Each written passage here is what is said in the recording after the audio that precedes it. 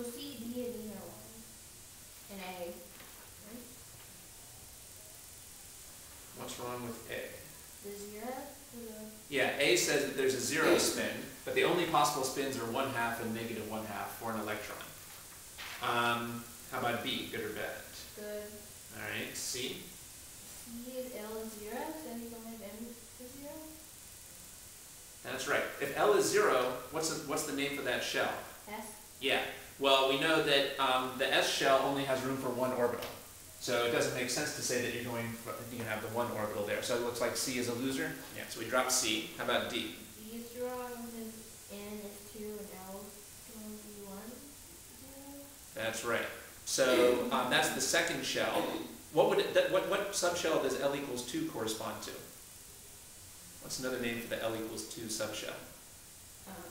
D? Wait.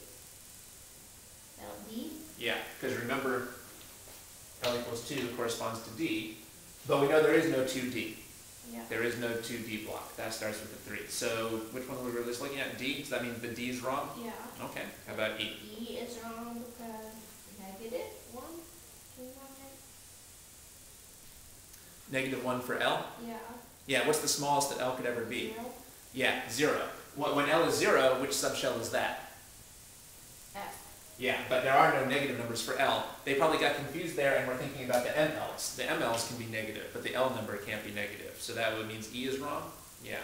And how about F? That's right. Oh, that's good. So N equals 2. L is 0. Which subshell is that? N equals 2. And then L is 0. Which subshell is L is 0?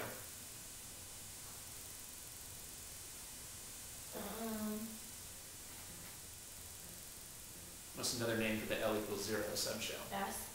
Yeah. L equals 0 is the S subshell. So where are we on the periodic table for part F?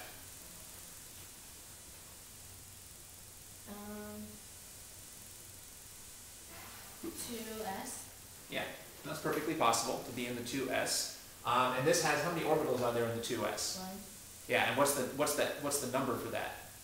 What number do we give that one orbital? What number? Yeah, remember that different orbitals get different numbers. Oh, 1. Now, careful. The orbital number is given by ml. No.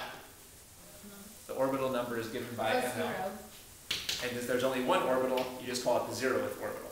All right, so here we are in our 0th orbital, which is the only orbital we have, and we have this electron with a 1/2 spin. That's totally possible. Okay, that's right. Okay, well, looks like we're out of time. All right, so like I said, the first question that we worked through, I don't think you would actually see a question like that on the final, but the second two questions we went through are very exam-like. There's a very good chance, for example, they'd like to give you a bunch of quantum numbers and ask which ones are not possible. And so we talked about there are like rules and formulas that you can use, but in order not to get overwhelmed, I think it's really useful to answer as much as you can using the periodic table. So it's very important to be able to take a periodic table like I did here and label all the blocks. This would be good preparation for the exam. Just take a periodic table and make sure you can label all the blocks here. And remember, every time we say that we're in the D, that's the same as saying that L is 2. So there's two different ways to name the subshells, either with the letters or with the L's. These videos are offered on a pay-what-you-like basis. You can pay for the use of the videos at my website. There is a link to my website in the info box. The address is www.freelance-teacher.com/videos.htm, or you can just use the link in the info box. By the way, I also offer tutoring via Skype, and you can find more information about that Skype tutoring service at my website. Thanks.